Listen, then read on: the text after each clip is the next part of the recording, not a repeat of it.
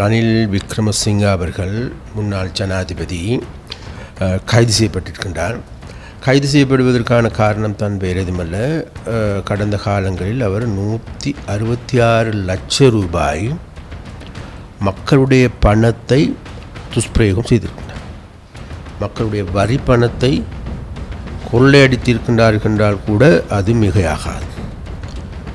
அப்போ இவ்வாறு நாட்டில் இருக்கின்ற 166 லட்சத்தை வீண்பிரயமாக்கியிருப்பது, கரியாக்கியிருப்பது அன்றைய காலகட்டம் என்பது நாடு வங்குரோத்து அடைந்த நாடென அறிவிக்கப்பட்ட நாடாக இருந்தது. இப்போ வங்குரோத்து அடைந்த நாடென அறிவிக்கப்பட்டதன் காரணமாக மக்கள் பல்வேறு இன்னல்களுக்கு எதிர்கொண்டார்கள். வருஷ யுகம் நீண்ட யுகமாக இருந்தது. நாட்டில் நாளுக்கு நாள் பொருட்கள் விலை அதிகரித்திருந்தது. நாட்டில் இருக்கின்ற பாடசாலை பிள்ளைகளுக்கும் கூட தாங்களுடைய பெற்றோர்களால் உணவுகளை வழங்கி கொள்ள முடியாத ஒரு நிலைமை இருந்தது. போக்குவரத்தில் செய்ய முடியாத நிலைமை இருந்தது. அவ்வாறு மக்கள் பல்வேறு இன்னல்களை சந்தித்திருக்கின்ற போது தான் தாங்களுடைய சொந்த செலவுக்காக, தாங்களுடைய மனைவியினுடைய ஆசையை பூர்த்தி செய்வதற்காக 166 லட்சம் ரூபாய் மக்களுடைய பணம் நாசம் செய்யப்பட்டிருக்கிறது. அப்போ இந்த பணத்தின் இந்த மோசடியின் காரணமாகவே இன்று இவர்கள் கைது செய்யப்பட்டிருக்கின்றார்கள், சிறைக்கு சென்றிருக்கின்றார்கள். அப்போ இந்த நிலைமை என்பது தேசிய மக்கள் சக்தியான நாங்கள் ஆட்சிக்கு வருவதற்கு முன்னறிந்தே கூறுகின்ற ஒரு விடயம் இருக்கின்றது.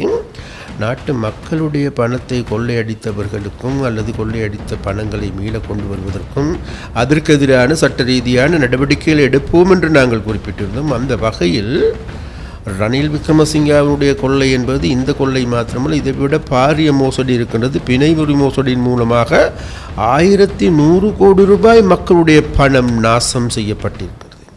அப்போ அந்த விசாரணையும் இருக்கின்றது. அந்த விசாரணையை முன்னெடுக்கப்பட வேண்டும். அந்த விசாரணைகளை முன்னெடுத்து மக்களுக்கான நீதியை வழங்க வேண்டும். அந்த வழங்குவதற்கான நடவடிக்கைகளை எங்களுடைய அரசாங்கம் முன்னெடுத்து வருகின்றது. அப்போ இவ்வாறான நடவடிக்கைகள் முன்னெடுக்கின்ற பொழுது எங்களுக்கு எல்லோருக்கும் தெரியும், இவர்களை இன்றைக்கு நாட்டில் இருக்கின்ற நம்ம எதிர்க்கட்சியை இருக்கின்ற அனைத்து தலைவர்களும் சென்று பார்வையிடுகின்றார்கள்.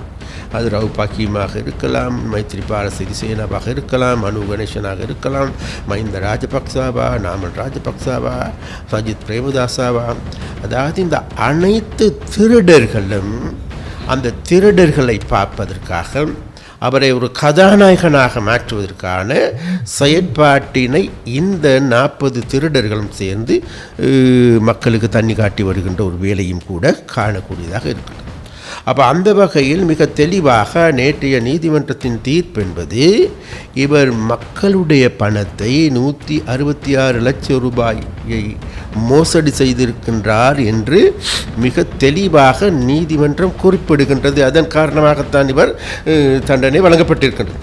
அப்போ இவ்வாறான தண்டனை வழங்கப்படுகின்ற பொழுது அவருடைய சட்டத்தரணி கூறுகின்றார், இவர் நோய்வாய்ப்பட்டிருக்கின்றார், அவருடைய மனைவி கேன்சரால் பாதிக்கப்பட்டிருக்கின்றார், இவர் நீரிழிவு நோயால் பாதிக்கப்பட்டிருக்கின்றார், அது மாத்திரமல்ல ஹார்ட் அட்டாக் எந்த நேரத்தில் வருமோ என்று தெரியாது, அவ்வாறான பிரச்சனைகள் காரணமாக இவர்களுக்கு குழந்தைகளும் கிடையாது, இவர்களை மனைவியை பாதுகாப்பது அல்லது பார்த்துக்கொள்வது வேறு யாருமல்ல, ரணில் விக்ரமசிங்கா தான் பார்த்துக்கொள்கின்றார்.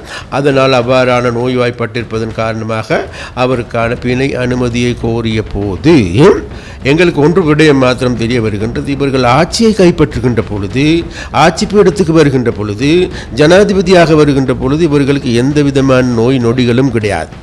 அதாவது இவர்கள் கைது செய்யப்படுகின்ற பொழுது, இவர்களுடைய குற்றங்கள் வெளியிலே வருகின்ற பொழுது மாத்திரமே இவர்களுக்கு நோய் வருகின்றது, நொடி வருகின்றது, அல்லது அதற்கான பிணை அனுமதியை கோருகின்ற பரிதாபகரமான நிலைமை வந்திருக்கின்றது. இந்த வகையில் எங்களுடைய அரசாங்கம் என்பது மிக தெளிவாக நாங்கள் சொல்லுகின்றோம்.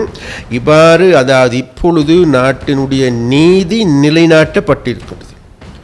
யாராலும் எதிர்பார்க்காத ரணில் விக்ரமசிங்கா கைது செய்யப்படுவாரா அல்லது அவர் பெரிய புள்ளி, அது மாத்திரமல்ல அவரால் யாராலையும் அசைக்க முடியாது, அவருக்கு வெளிநாட்டு உறவுகள் இருக்கின்றது, பெரிய ராஜதந்திரி என்று கூறினார்கள், அது நரித்தனமான மூளையும் இருக்கின்றது கூறினார்கள்.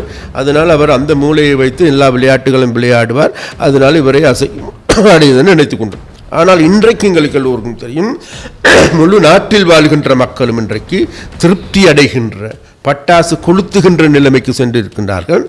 ஏனென்றால் வேறு எதுமல்ல, மக்களுக்கு நாங்கள் அன்று வழங்கிய வாக்குறுதியும் மக்கள் எங்களிடம் இந்த அரசாங்கத்தை ஒப்படைத்திருப்பது, இந்த நாட்டை ஒப்படைத்திருப்பது வேறு எதற்காகவும் அல்ல, இந்த நாட்டில் இருக்கின்ற இந்த திருடர்களை, மோசடிக்காரர்களை அம்பலப்படுத்தி வெளிக்கொணர வேண்டிய தேவையை மக்கள் உணர்ந்திருக்கின்றார்கள்.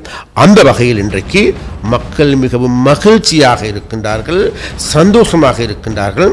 அந்த சந்தோஷத்தை வெளிப்படுத்துகின்ற போது நாட்டில் இருக்கின்ற அந்த அலிபாபாவும் 40 திருடர்கள் போன்று அனைவரும் இன்றைக்கு ஒன்று சேர்ந்து அந்த நபரை கதாநாயகனாக மாற்றுகின்ற பாவித்தனமான செயற்பாட்டினை முன்னெடுத்து வருகின்றார்கள். எது எவ்வாறான போதிலும் இன்றைக்கு சட்டத்தின் முன்னால் அனைவரும் சமம்.